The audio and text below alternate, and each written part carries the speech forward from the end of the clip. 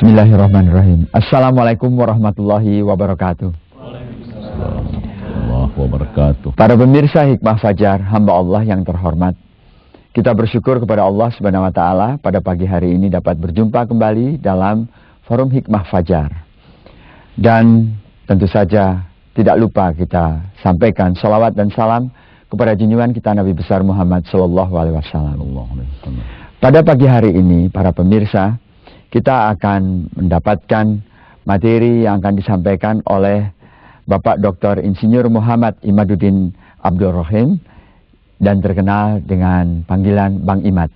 Assalamualaikum Bang Imad. Waalaikumsalam warahmatullahi wabarakatuh. Apa kabar? Arif? Baik, alhamdulillah. Syukur. Kemudian kita juga ditemani oleh mahasiswa-mahasiswi dari Perbanas, suatu perguruan tinggi yang menekuni masalah perbankan, dan mereka ini semua belajar masalah-masalah yang sangat penting di dalam bidang ekonomi. Nah, kita akan mendengarkan dan saya akan serahkan saja langsung kepada Bang Imad untuk memulai materi yang pertama ini, dan kemudian para pemirsa, materi ini akan bersambung. Insya Allah nanti para pemirsa dapat mengikutinya secara runtun dan teratur. Kami persilahkan Bang Imad. Terima kasih, Dik Arif. Adik-adik para mahasiswa yang saya sayangi, Bismillahirrahmanirrahim. Alhamdulillahirabbil alamin, wassalatu wassalamu ala asyrafil anbiya'i wal mursalin wa ala alihi wa sahbihi ajmain. Atas permintaan RCTI, saya akan memberikan kuliah tentang Islam sebagai sistem nilai yang terpadu. Kuliah ini bersambung, merupakan satu package yang insya Allah mungkin memakan waktu kira-kira 40 sampai 50 episode, yang setiap episode itu setengah jam.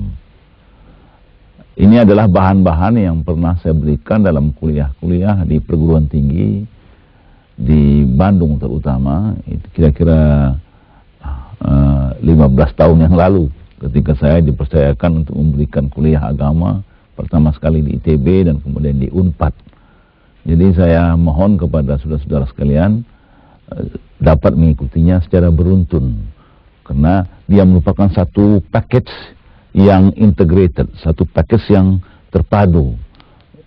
Karena kita mempunyai keyakinan bahwa Islam itu merupakan suatu sistem yang terpadu, ya. Sistem ini yang saya masukkan dengan sistem ialah sama dengan sebuah mobil. Mobil itu sebuah sistem yang maksudnya diciptakan mobil itu untuk alat transport, ya. Dia terdiri pada bermacam-macam suku cadang, ya. Ada yang sampai 2000 macam suku cadang, yang setiap suku cadang ini berada di tempatnya masing-masing, berfungsi sesuai dengan fungsinya di tempat itu. Ya, walaupun kadang-kadang bentuknya ada yang sama, tapi fungsinya berbeda dan tempatnya berbeda. Umpamanya setir dengan roda itu sama-sama berbentuk lingkaran, tapi kalau kita ganti ke tempatnya itu tidak cocok. Ya. Dan fungsinya juga berbeda. Setir itu untuk mengendalikan arah, sedangkan roda itu untuk membawa kita pindah. Ya. Dan bagian-bagian itu semuanya ada hubungannya gitu Bang? Ya, satu sama lain itu ada hubungannya, ya. Kait-mengkait. Tidak bisa kita hanya punya rodanya saja. Kita katakan kita naik mobil. Nah, ini kebanyakan kita sekarang begitu. Kita mengaku beragama Islam karena sudah memegang salah satu, atau sudah melaksanakan salah satu daripada komponen Islam itu. Padahal baru punya setirnya baru saja, punya setirnya ya? saja. Bannya belum ya? Bannya belum. Mesinnya pun tak ada. Iya. Kita duduk di atas kursi, pegang setir mobil, kita merasa kita naik mobil. Kalau waktu kecil dulu sebagai anak-anak bolehlah itu. Bisa dimaafkan. Tapi kalau sudah dewasa agak lucu juga ya. Kalau kita duduk di atas kursi kayak gini, pegang setir mobil, dan kita berfantasi bahwa kita naik mobil. Kebanyakan kita umat Islam sekarang begitu. Kita memegang Islam itu sebahagian-sebahagian. Padahal di Quran tegas-tegas dikatakan, afatu'minuna bi ba'dil kitab wa takfuruna bi ba'd. Apakah engkau akan beriman kepada sebahagian kitab tetapi kemudian yang lain kamu tolak? Tidak bisa. Islam itu merupakan suatu sistem yang bulat, yang kalau orang Inggris bilang you take it all or you leave it. Kalau mau ambil semuanya, kalau tidak tinggalkan semuanya. Tak bisa sebagian-sebagian. Cuma di samping itu Tuhan juga mengakui bahwa kita ini lemah, manusia ini banyak kekurangannya. Kita diberikan kesempatan untuk belajar. Belajar ini adalah satu proses untuk menghayati Islam itu sedikit demi sedikit, step by step. Itu juga diakui di Quran. La tarkabunna tabakan an tabak. Memang kamu menaiki jenjang martabat ini setapak demi setapak. Tuhan memberikan kesempatan kepada kita. Tapi kalau kita berhenti di jalan menganggap bahwa kita sudah selesai, itu yang celaka. Maka itu Nabi ada yang mengatakan dalam salah satu hadis, barang siapa seseorang yang menganggap imannya sudah sempurna, itulah tandanya imannya itu masih kurang atau sedang menurun. Tapi barang siapa yang merasa imannya atau komitmennya kepada Islam itu masih kurang sempurna, masih perlu ditingkatkan, itulah tandanya dia sedang menaiki jenjang. Tapi bukan sebaliknya itu Bang Iman. Iya. Kalau seseorang merasa dia benar ya, ini nggak tahu nih adik-adik, nanti silahkan memberi pendapat. Orang merasa berimannya itu benar, bukankah pengaruhnya justru dia merasa kurang? Kalau dia merasa, kalau imannya itu betul-betul dia pegang secara benar gitu, ya, jadi dia akan merasa dirinya kurang, betul. Jadi yang menganggap imannya itu sudah sempurna, sudah sempurna, itu yang berbahaya. Bukan hanya berbahaya, mungkin dia berimannya salah. Salah ya. Iya. Betul, mungkin salah. Iya. Karena kesempurnaan penghayatan Islam itu sebetulnya hampir tidak mungkin kita capai selama kita hidup ini. Kita approach Islam itu sebetulnya, penghayatan Islam itu secara asimptotis. Ngerti kan asimptot? Apa itu? Itu istilah matematik. Istilah matematis. Ya. Nanti bisa saya gambarkan barangkali ya. Proses terhadap waktu ya. Kalau ini waktu ya. Ini keimanan tuh kalau saya anggap 100% ini nih. Ya, Islam 100% tuh jadi satu kan. 100% itu kan sama dengan satu kan. Iya. Ya, ini Islam yang sempurna ya. Iman kita itu seyogianya bergerak begini, asimptotis. Tidak akan tercapai ini, kapanpun tidak akan tersentuh. Ini fungsi ini kalau saya gambarkan ya terhadap waktu itu sama dengan 1 dikurang 1 per T plus 1. T plus 1 ya. Nah itu tolong dijelaskan itu Bang Iman, yang fungsi itu. 1 ini kan 100%. Ini Islam yang sempurna. Islam yang sempurna. Ya, pada waktu T sama dengan 0, T sama dengan 0. Jadi ini kan menjadi 1. 1 kurang 1 sama dengan 0. Ini nilai kita itu masih 0. Harkat keimanan kita. Tapi kalau T makin besar, ini kan makin kecil ini dari 1. Ya kan? Iya. Taruhlah kalau T sama dengan 1 umpamanya, ini kan menjadi setengah. 1 kurang setengah jadi setengah, jadi kira-kira di sini dia. Kira-kira di tengah ya. T sama dengan 1. Terus, tapi berapapun besarnya T, ini seluruhnya tidak mungkin sama dengan 0 kan? T ini apa ini? Waktu ya, time ya. Time, waktu ya. Tetapi yang penting, ini selamanya slope-nya itu positif. Kalau ada adik belajar diferensial integral DFDT itu sama dengan di sini plus seper T plus 1 kuadrat. Iya. Ini menggambarkan slope daripada curve ini. Iya. Itu selamanya ini lebih besar dari 1, lebih besar daripada 0, sorry. Tandanya slope-nya selamanya positif. Makin jauh kita ke sana, ini tetap naik terus ya. Naik terus, tapi tidak pernah mencapai menyentuh. 1. Tidak akan pernah mencapai 1. 1 itu kesempurnaan. Oleh karena itu, orang yang betul-betul sempurna imannya, dia tahu, dia toh masih mengharapkan gap ini supaya ditutup dengan apa? Dengan maghfirah daripada Allah. ampunan daripada Allah. Oleh karena itu orang yang paling saleh pun, Nabi kita sallallahu alaihi wasallam itu kan sudah dijamin masuk surga, tapi saban hari dia istighfar, minta ampun kepada Tuhan. Orang yang nggak mau istighfar tuh yang menganggap dirinya sudah sempurna, itu yang konyol. Iya. Tapi kalau Nabi kita tuh kok istighfar saban hari, ngapa ini? Karena menghadapkan gap ini ditutup oleh Tuhan. Pada waktu kita akan mati, itulah maka dikatakan salah satu ayat Quran, wala tamutunna illa wa antum muslimun. Jangan kamu mati sebelum kamu betul-betul beriman.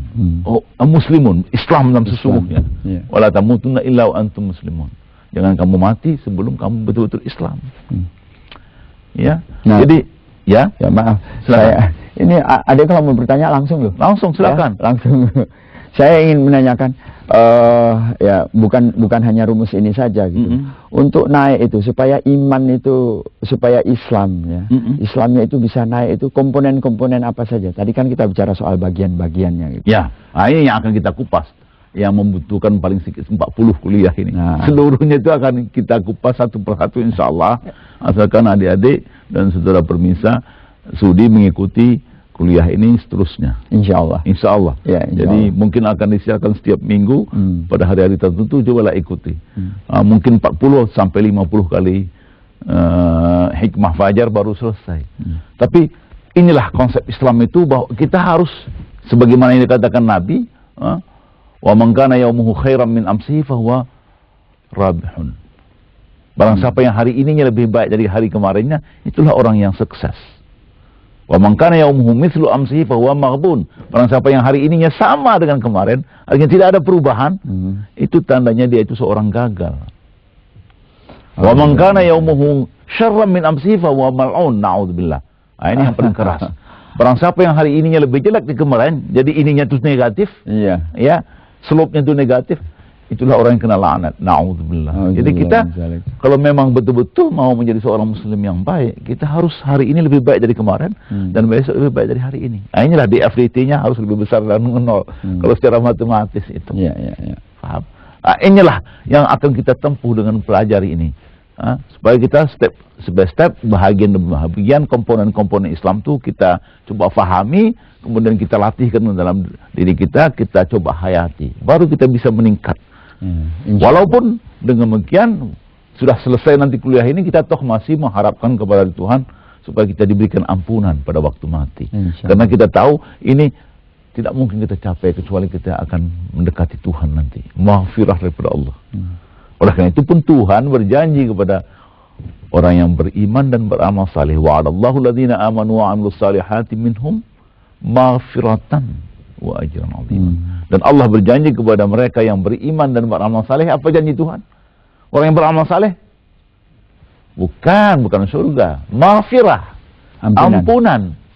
Kan saudara akan bertanya, orang yang beriman dan beramal saleh kok masih butuh maghfirah? Apalagi salahnya dia? Bukan salah, itulah ketidaksempurnaan manusia. Karena justru orang yang beramal saleh itu yang banyak membuat kesalahan. Nah, nanti akan kita kupas. Salah itu kalau ada yang menganggap bahwa orang yang beramal saleh itu tidak pernah membuat kesalahan. Sehingga ada pepatah, ini bukan hadis, pepatah Arab ya. Man la yukhtik lam yaf'alu syai'an. Barang siapa tak pernah membuat kesalahan, tandanya dia tidak pernah berbuat apa-apa. Jadi orang yang pernah membuat sesuatu mesti dia pernah membuat kesalahan. Sekarang kalau dari segi pendidikan ini pemuda ini harus diajari mau toleran kepada menghadapi kesalahan, berani ya, berani berbuat ya, berani berbuat. Membuat kesalahan itu human being, salah satu kelengkapan kehidupan. Salah satu tanda-tanda kemanusiaan kita bahwa kita membuat kesalahan. Apa Dek? Kalau misalnya bisa saya melakukan pendekatan lain, Pak. Apakah kita harus selalu melakukan melalui proses waktu, Pak? Apakah kita juga pernah mengenal yang namanya hidayah, Pak? Dalam suatu saat tertentu mungkin saja dia dalam keadaan iman yang dalam posisi marginal menurun, dan suatu saat dia akan naik kembali setelah mendapat hidayah tertentu, Pak. Ya, tergantung pada apa yang sudah namakan hidayah itu. Dan waktu itu manusia tidak bisa lepas daripadanya, karena kita sudah terikat. Inilah takdir Tuhan yang kita tidak bisa lepas daripadanya. Oleh karena itu, walaupun waktu itu di sisi Tuhan tidak ada sebetulnya, hakikat waktu itu di sisi Tuhan tidak ada. Nanti kita akan kupas, kita insya Allah akan sampai ke sana. Tapi manusia sebagai bahagian daripada alam yang telah ditakdirkan Tuhan, diciptakan melalui satu proses, maka kita terikat kepada waktu itu. At least pemikiran kita tidak bisa lepas daripada time frame itu. Ya, walaupun pada hakikatnya waktu itu tidak ada. Bagi Tuhan tidak ada waktu. Sejuta tahun yang lalu dengan sejuta tahun yang akan datang bagi Tuhan itu satu titik saja. Tidak ada waktu. Nah, ini yang kadang-kadang banyak orang yang salah faham sehingga salah memahamkan tauhid, menjadikan orang fatalis atau berfaham jabariyah istilahnya. Karena tanpa sengaja memutlakkan waktu. Inilah pentingnya pengertian Tuhan yang Maha Esa itu. Tuhan itu Maha Esa dalam segala hal, tidak ada yang menyamainya. Mukhalafatuhul hawadith, dia berbeda sama sekali dengan semua yang dipikirkan manusia. Distinct. Jadi waktu itu bukan mutlak. Karena kalau waktu itu mutlak maka sudah ada yang menyamai Tuhan. Hanya Tuhan yang mutlak. Waktu tidak mutlak. Waktu itu pun diciptakan Tuhan. Mengapa? Karena Tuhan sudah mentakdirkan bahwa alam ini diciptakannya melalui satu proses. Itu dikatakan di Quran itu. Tuhan itu kalau dia mau, dia bisa menciptakan alam ini instantaneously. Itu jelas. Semua orang kampung hafal surat Yasin. Cobalah pergi kampung-kampung. Dimanapun di Indonesia ini, dari mulai Garut sampai ke Aceh. Ibu-ibu di kampung-kampung itu semuanya hafal surat Yasin, betul enggak? Tapi sayangnya nggak ngerti. Yeah. Ada ayat surah Yasin itu yang terkenal sekali. Innama amruhu idza arada syai'an ay yaqula lahu kum fayakun. Sesungguhnya urusan Tuhan itu kalau dia menghendaki sesuatu cukup dia mengatakan kun fayakun. Jadi jadilah. Jadi artinya kalau Tuhan itu mau, dia bisa menciptakan seluruhnya ini tanpa waktu.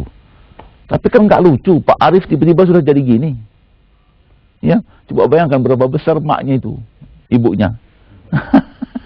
Lewat proses. Oleh karena itulah dalam ayat lain Tuhan mengatakan Allahul ladzi khalaqas samawati wal arda wa ma bainahuma fi sittati ayyam. Allah telah menciptakan langit dan bumi beserta segala sesuatu yang terletak di antara keduanya. Seluruh alam ini telah diciptakan Tuhan melalui satu proses, yaitu 6 periode.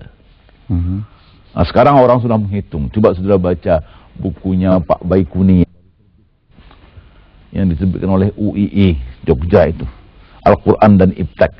Yeah. Nah, sekarang di situ beliau mengatakan 6 hari di sisi Tuhan itu sama dengan 15 miliar tahun. Menurut ukuran kita sekarang, ya, jadi 6 hari itu sama dengan 15 miliar tahun. Jadi satu hari di sisi Tuhan itu kira-kira 2,5 miliar tahun, karena bumi ini sendiri sudah berumur kira-kira 4,5 miliar tahun. Ya. Mungkin agak mudah kalau tidak diharikan, tidak ditahunkan, tetapi melalui 6 tahap. Ya, 6 tahap, 6 periode. 6 periode. Gitu. Lalu periodenya tergantung kepada kemampuan kita untuk menyerapnya. Betul. Ya. Tapi inilah yang penting tadi dalam konteks tadi, ya, ini yang mencetakkan ke otak kita time frame tadi itu, rangka waktu itu. Sebetulnya waktu itu tidak ada. Nanti kalau kita mati di akhirat nanti tidak ada waktu. Bang Imad, kalau seandainya saya tiba-tiba mengatakan begini, 2 jam itu sebetulnya sama dengan 1 jam. Tiba-tiba orang lalu harus bersepakat. Ini kan suatu kesepakatan ya, bahwa dari matahari terbit sampai ke matahari terbenam 12 jam gitu ya. Jadi kita yang membuat pilihan-pilihan itu ya. Itu kan didefinisikan orang. Jadi struktur itu atau kerangka itu kita yang membuat. Tetapi pada prinsipnya kita memiliki waktu untuk meningkatkan iman kita ini ya. Ya. Nah, itulah satu proses.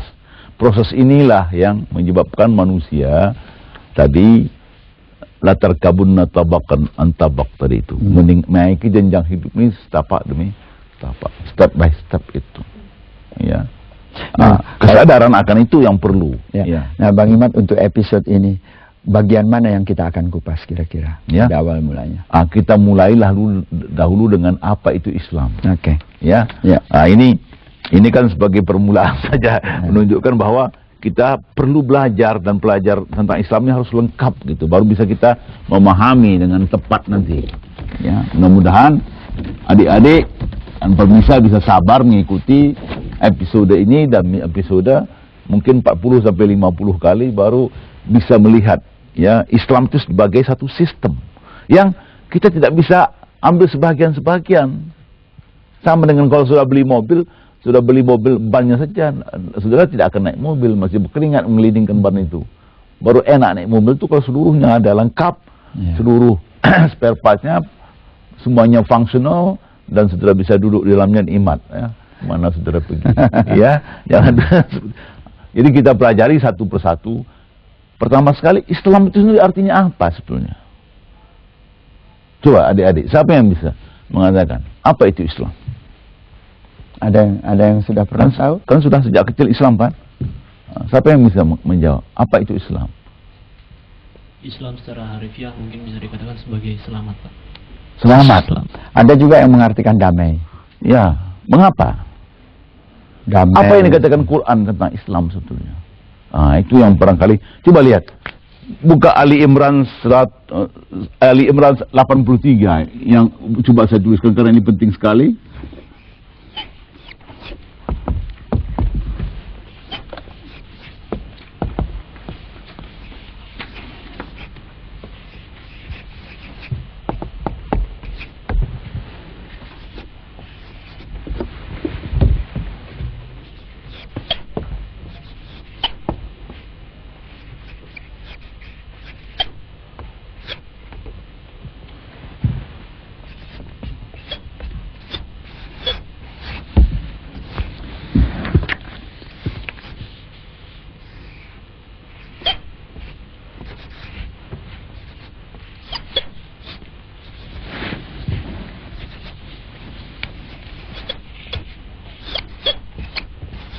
Jumpa?